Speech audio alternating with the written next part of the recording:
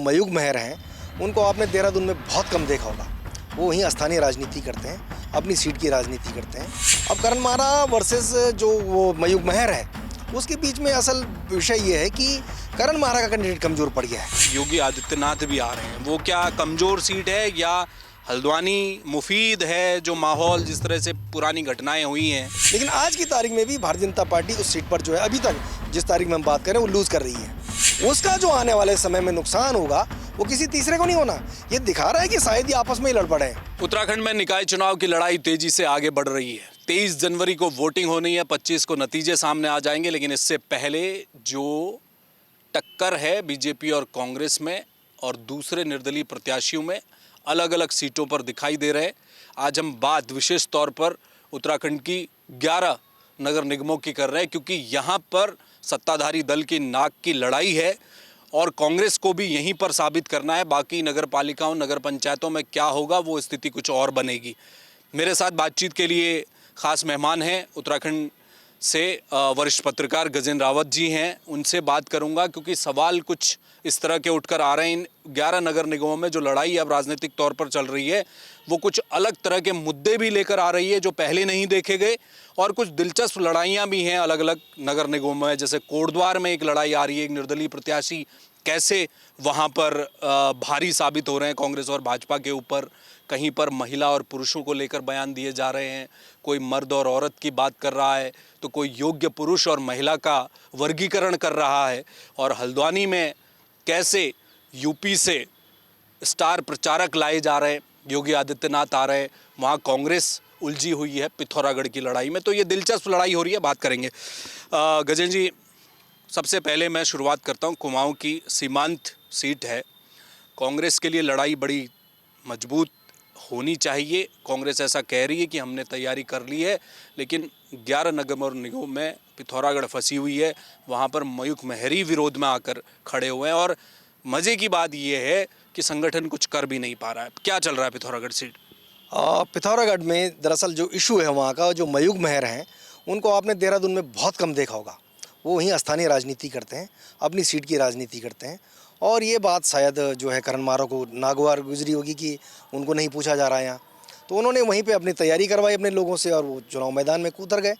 अब करण मारा वर्सेस जो वो मयूख मेहर है, उसके बीच में असल विषय ये है कि करण मारा का कैंडिडेट कमज़ोर पड़ गया है। और अगर आप इसी बात पे ये करते हैं कि जब आप जगह जगह विधायकों को पूछ रहे हैं तो नेचुरल है कि उस विधायक का भी अधिकार रहा होगा पूछने का। तो इसलिए जो अरे वो अकेला इशू नहीं है, ऐसी तमाम सीटें हैं जहां पर कांग्रेस ने इस प्रकार की हरकतें की है। मयूख मेहर का तो पुराना इतिहास भी रहा है ना। जब मुख्यमंत्री हरीश रावत थे तो धरने पर बैठ जाते थे, विरोध तो वो तब भी किया करते थे। अब मयूख मेहर ने कहा ना कि जब मैं प्रकाश पंत की पत्नी के खिलाफ चुनाव नहीं लड़ूंगा, वो नहीं लड़े। वो बहुत सारे कुछ ऐसे लोग हैं जो अपनी शर्तों पे काम कर रहे हैं। ये इसमें आप ये मान सकते हैं कि ये अपने आप में करण मारा का बहुत बड़ा फॉल्ट है। आप जब प्रदेश अध्यक्ष हैं तो आपको तो सबको कोऑर्डिनेट करके चलना चाहिए था। अगर आप वो नहीं कर पा रहे हैं तो ये आपको निश्चित रूप से फेल्योर है। वो कह रहे इस्तीफा दे दो, चले जाओ पार्टी से। वो क्यों इस्तीफा देंगे? वो कोई इतने बड़े मूर्ख आदमी थोड़ी कि अपने पैर पे कुल्हाड़ी मारेंगे। हाँ, इतना जरूर है कि उस क्षेत्र में उनकी जो दखल है वो बहुत ज़्यादा है और इसीलिए मुझे लगता है कि आज जो है कांग्रेस का कैंडिडेट वहाँ कमज़ोर है। मैदान जैसे ही कुमाऊं का ख़त्म होता है, पहाड़ मैदान आता है हल्द्वानी।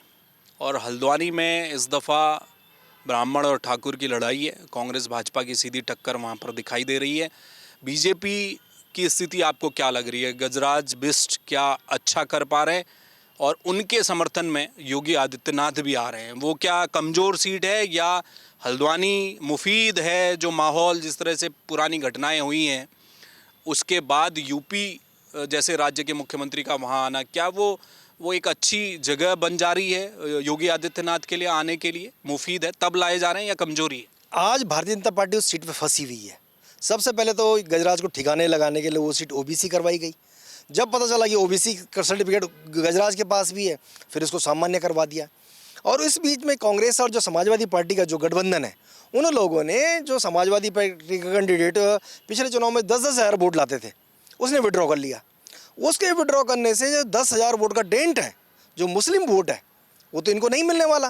क्योंकि आपने वन भूलपुरा से लेकर तमाम जो वहाँ माहौल बनाया, जो हिंदू मुसलमान, भारत पाकिस्तान, मंदिर मस्जिद मजार जो सब किया, वो उसका एक रिफ्लेक्शन के रूप में हम देख रहे हैं। तो इसलिए ये लोग वहाँ फंसे हुए हैं।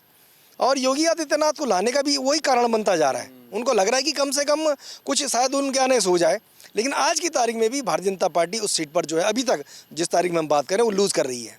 वो हिंदू मुस्लिम वाली जो बात आप कर रहे हैं, वो उत्तराखंड की बाकी जो नगर निगम है वहाँ ऐसा माहौल रहा नहीं है। हरिद्वार में, कोटद्वार में, देहरादून में, श्रीनगर में, अल्मोड़ा, पिथौरागढ़ हो, काशीपुर, रुद्रपुर में भी इतना नहीं रहा, क्योंकि हल्द्वानी में हुआ है सब कुछ पिछले साल, उससे पहले, इसलिए शायद योगी आदित्यनाथ ठीक वहीं आ रहे हैं। उनको वहाँ लाने के पीछे कुछ भी कारण हो, ये तो कारण है ही।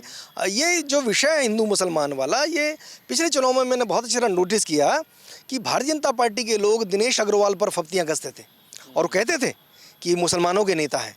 इन्होंने धर्मपुर में 40-50 हज़ार वोट बना दिए हैं। इस बार भी वो टोपी वाला, वो निश्चित रूप से वो दिनेश अग्रवाल वाला जो विषय था वो चलाया गया उन्होंने, इसलिए वो मामला सिर्फ हल्द्वानी तक नहीं है। भाजपा को तो मालूम है कि जितना ज़्यादा उस विषय को फैलाएंगे वो शायद तो चुनावी राजनीति में और आगे बढ़ेंगे, और इसी का जो दुष्प्रभाव है ये आने वाले समय में आपको कोटद्वार में दिखाई देने को मिलेगा, पहाड़ की सीटों में दिखाई देने को मिलेगा।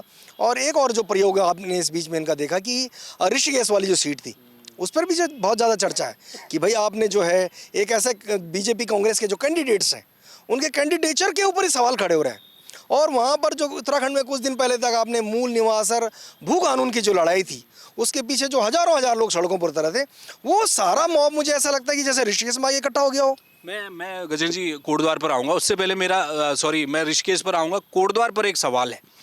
इस बीच एक बयान आया कोटद्वार में, सुबोध उनियाल का, कैबिनेट मंत्री, उन्होंने कहा कि साहब कांग्रेस के पास मर्द ही नहीं था, इसलिए उन्होंने महिला को टिकट दिया है। उस बयान के बाद बवाल मचा। तो क्या बीजेपी, कांग्रेस ने तो कहा कि भाई ये तो महिला विरोधी पार्टी है, इसका मतलब उनके चाल चरित्र, चेहरे पर सवाल उठाए।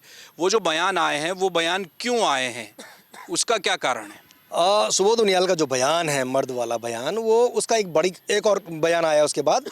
रितु खंडूड़ी का बयान अखबार में छपा है और रितु खंडूड़ी ने कहा समाज ही नहीं राजनीति में भी पुरुष प्रधान व्यवस्था है। ये कोटद्वार की विधायक हैं, विधानसभा अध्यक्ष हैं, उनके पिताजी यहाँ के मुख्यमंत्री हुए हैं। मनीष खंडूड़ी उनका भाई, सौरभ बागुण उनका भाई, साकेत बागुण भाई और विजय बागुण उनके चाचा, उस परिवार। इसका मतलब सुबोध उनियाल की कही हुई बात और जो ये रितु खंडूड़ी जो कह रही है वो कहीं ना कहीं जो है मिसमैच कर रही है। उसका जो आने वाले समय में नुकसान होगा वो किसी तीसरे को नहीं होना।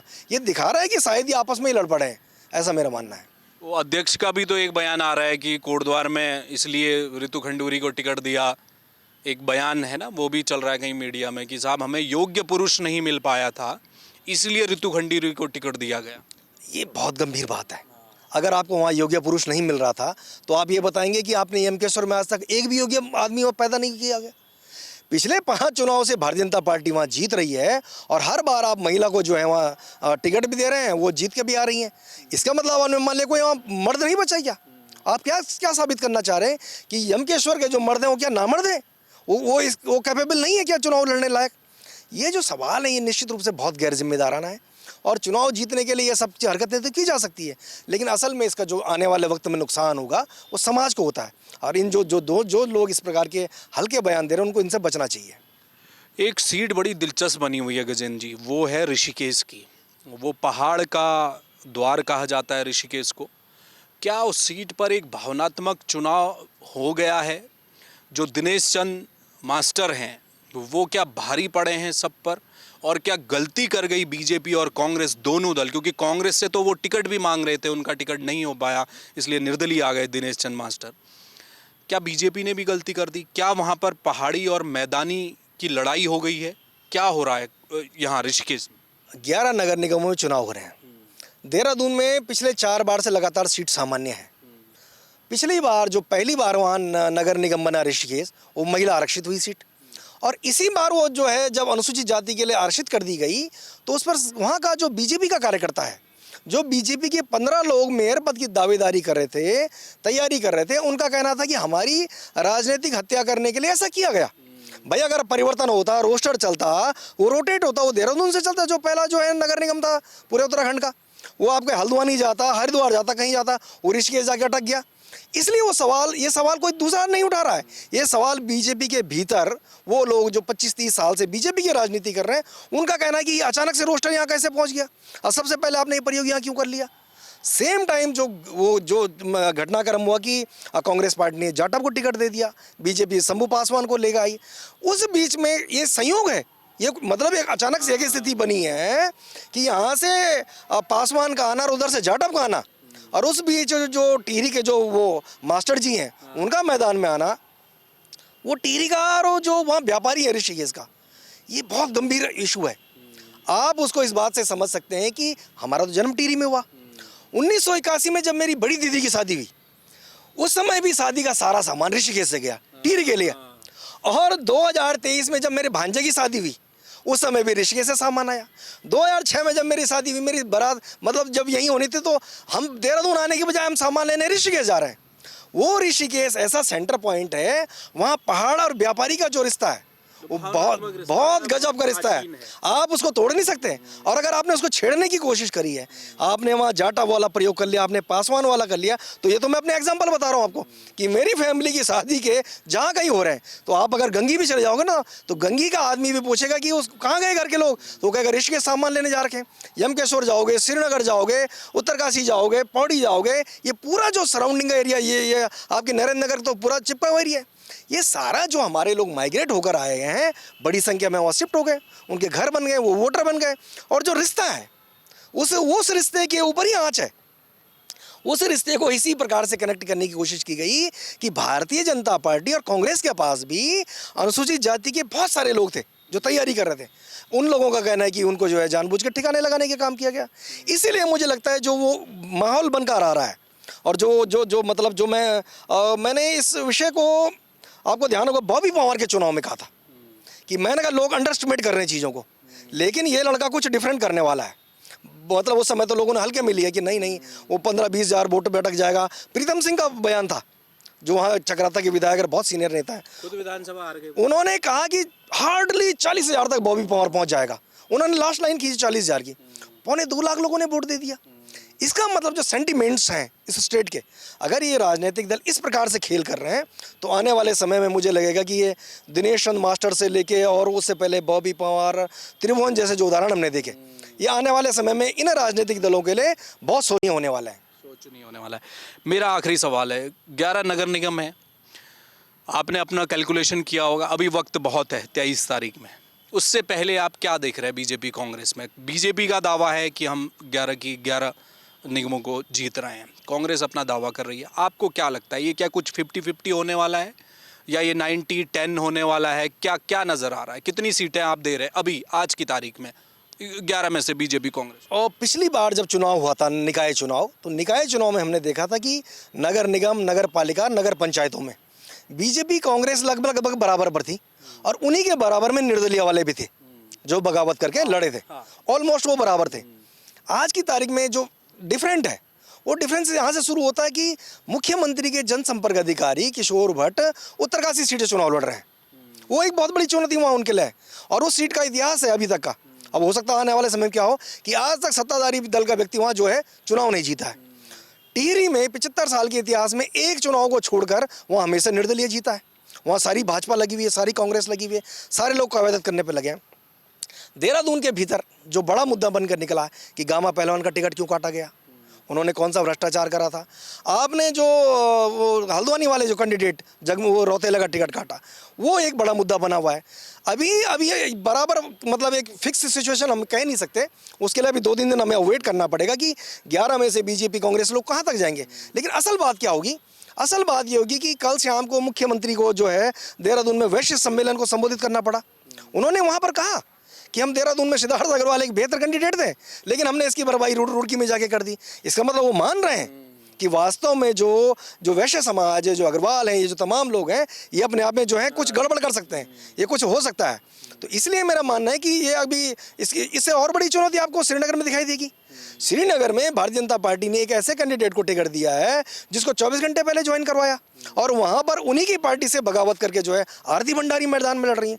कल उन्होंने जो जुलूस निकाला उसमें दिखाई दे रहा है कि बड़ी संख्या में लोग निकले हैं। उसमें आपने वहाँ प्रदीप और पूनम तिवारी का हाल भी देख लिया, जो लोकसभा चुनाव में बीजेपी को सपोर्ट कर रहे थे।